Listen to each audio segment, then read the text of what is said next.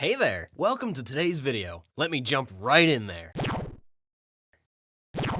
Alright, let's get started. Ford began in 1902, more than a century ago. The company began production with a total of $28,000 in capital from 12 investors, which was a fortune at the time. Henry Ford was the group's leader. Ford eventually acquired complete ownership of the vehicle company. Since its inception of production, they have tried several models, but the Mustang has proven to be a success story. Did you know that the company sold 22,000 Mustangs on the first day? This is the Ford Mustang narrative. But before we get into the meat of the matter, please give this video a thumbs up. Also, if you're new to this channel, please subscribe and activate notifications so you may be notified when we upload new videos. So, without wasting further time, let's get into today's topic.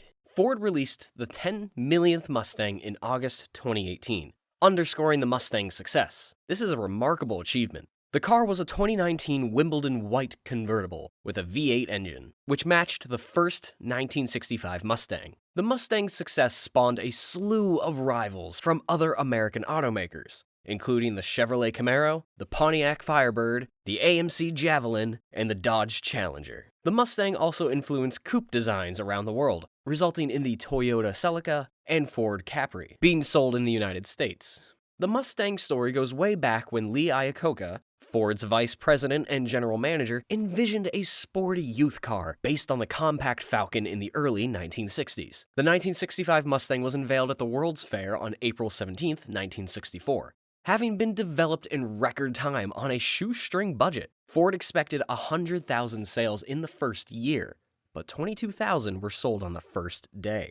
Nevertheless, pony cars were born as a result of the Ford Mustang. A two-door hardtop and convertible were available when the first Mustang was introduced, with a 2+2 fastback joining the line in September 1964. When the James Bond film Goldfinger was released, a white convertible with a red interior was used as product placement. With the Ford Mustang brand, Ford went on to win some awards. The 1965 Mustang was the first automobile to win the Tiffany Gold Medal for excellence in American design. In 1983, 1987, 1988, 2005, 2006, 2011, and 2016, the Mustang was named to Car and Driver's 10 Best lists. In 1974 and 1994, it was named Motor Trend Car of the Year. Mustang has always been an iconic figure, from its logo to its body design. A Mustang horse galloping from right to left in the car's logo. Philip Thomas Clark, an automotive designer, designed it. The horse is obviously associated with the American West. Fun fact, the first Ford Mustang was actually sold by accident. The first Mustang, which was a convertible, was designed to be used solely for dealership tours. The car, however, was sold by mistake to a customer in Newfoundland. Although the original Mustang was marketed as a 1965 model, Ford made several production changes to cars built after August 1964, when Ford had already sold 120,000.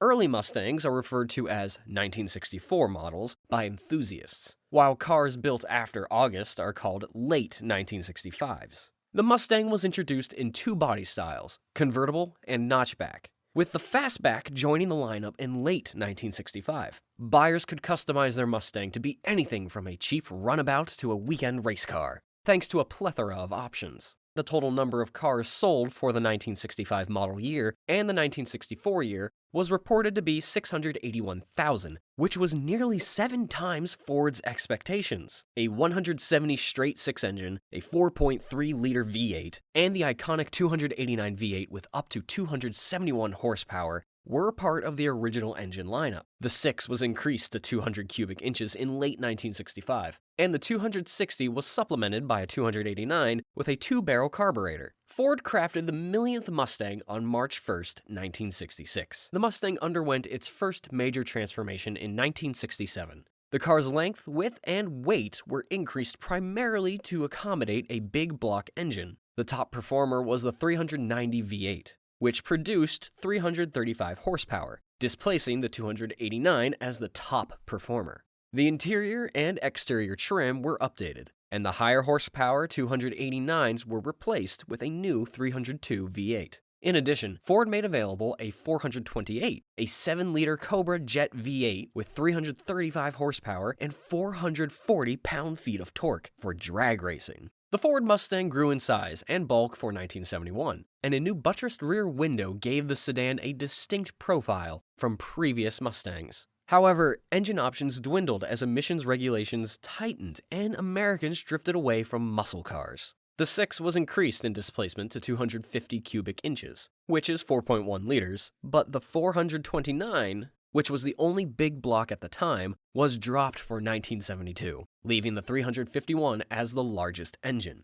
By 1973, the coupe weighed 3,600 pounds, which was 1,200 pounds more than the 1965 Mustang. Sales continued to plummet. Most automakers had abandoned their pony cars by this point, with the exception of General Motors and Ford, but Ford had something entirely different in the works. The new 1979 Mustang was built on the Fox platform, which is shared with the Fairmount sedan. The new Mustang came with a 2.3-liter four-cylinder engine in naturally aspirated 88 horsepower and turbocharged 132 horsepower versions, a 2.8-liter V6, which was dropped later in the year, a 3.3-liter i6, and a 4.9-liter V8 that was still labeled as a 5. For the 1980 and 1981 model years, Ford replaced the 4.9 with a 4.2 V8, just in time for the second oil crisis. For 1982, Ford ditched the troublesome turbo in favor of the triumphant return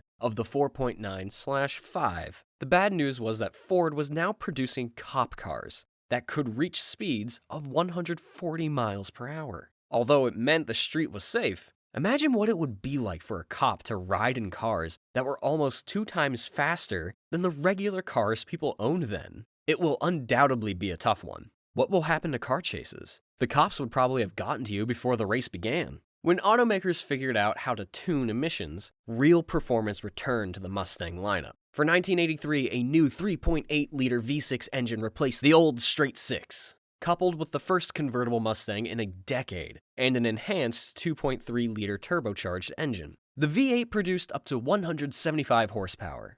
The limited-run Mustang SVO debuted in 1984 with a 175 horsepower 2.3-liter turbo engine. Later, 205 horsepower and a reworked chassis with Coney adjustable shocks. The new for 85 5 high-put engine produced 210 horsepower. Then, in 1986, it was replaced with a multi-port fuel injection system and 200 horsepower. With the arrival of 1987 came a beautiful overhaul that incorporated Ford's aero-themed style, flush headlamps, and a new interior. The V6 engine was deleted, leaving 2 engines and 2 models: the economy-focused Ford Mustang LX and the flashy V8-powered Ford Mustang GT, which had lower body side skirts and levered taillights. While most LX cars were powered by the 88 horsepower, 2.3-liter engine, Ford created a stealthy LX5 that matched the V8's 225 horsepower. It was later revised to 205 horsepower after 1988 with the LX's benign looks. It outperformed the GT without the added 200 pounds of body covering. After 1989, sales began to fall, and with a new Mustang on the horizon, revisions were minor. Ford delivered us a farewell gift in 1993, the SVT Cobra, which featured a highly modified 235 horsepower V8, Takiko shocks and struts, and less aggressive appearance than the GT.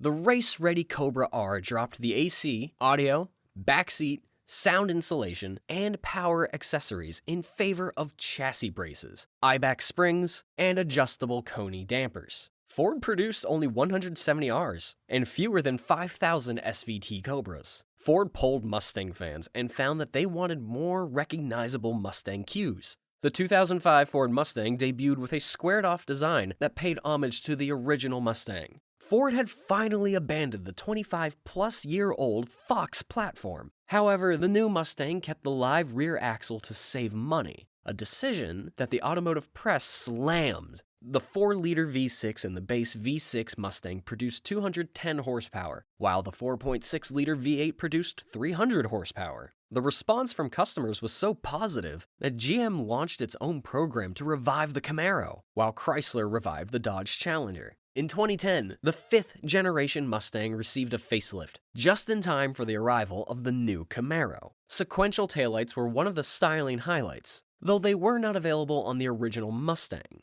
However, these features were available on the 1964 Thunderbird, 1967 Mercury Cougar, and the 1968 Shelbys. The year 2011 saw the introduction of two new engines, a 3.7-liter V6 with 305 horsepower and a new 5-liter V8 with 412 horsepower. The 2012 Boss 302 increased the horsepower to 444, and the Laguna Seca edition was a proper race car. The latest Mustang was unveiled in December 2013 as a 2015 model to commemorate the Mustang's 50th anniversary. The 300 horsepower V6 and 435 horsepower V8 engines were joined by a new 310 horsepower 2.3-liter turbocharged 4-cylinder engine as standard equipment. The styling was updated for 2018, and the V6 was dropped. In addition, Ford announced a new 4-door electric crossover called the Mustang Mach-E in 2019. Ford's desire to be a leader in electric vehicles dates back to the company's inception. Ford created countless plug-in concepts, a few production models, and a large number of gas-electric hybrids over the course of those 100 years. However, the company's EV efforts are largely unfinished, as most only see the new Mustang as a benchmark. With Tesla and other automakers already generating news in the production of electric vehicles, people wondered if Ford would be a worthy competitor. In a head-to-head comparison of all electric vehicles, Car and Driver magazine rated Mustang Mach-E ahead of 10 opponents to receive the inaugural Best EV of the Year from one of the world's most respected, authoritative, and discriminating automotive magazines. Sharon Carty said in her July-August editor's letter, "Love them or hate them, you'll be seeing many more EVs on the road in the next few years. Change is coming, and we plan to embrace it, critique it, and push the industry to keep making cars that enthusiasts of all stripes can love." The new F-150 Lightning is already on its way to becoming one of the world's best fully electric vehicles. The Mustang Mach-E is an intriguing addition to the already impressive lineup. If there's one thing we've learned from Ford's evolution story, the company can overcome obstacles and achieve its goals. They announced that they plan to be fully electric by 2035. Ford's legend lives on. Will the Mustang line live on to see the 2035 vision? I guess only time can tell. Let us know what you think about the Ford Mustang journey so far in the comment section. Also, if you haven't liked this video, kindly do that. Finally, remember to subscribe to this channel and turn on the notifications. See you next time, my friend.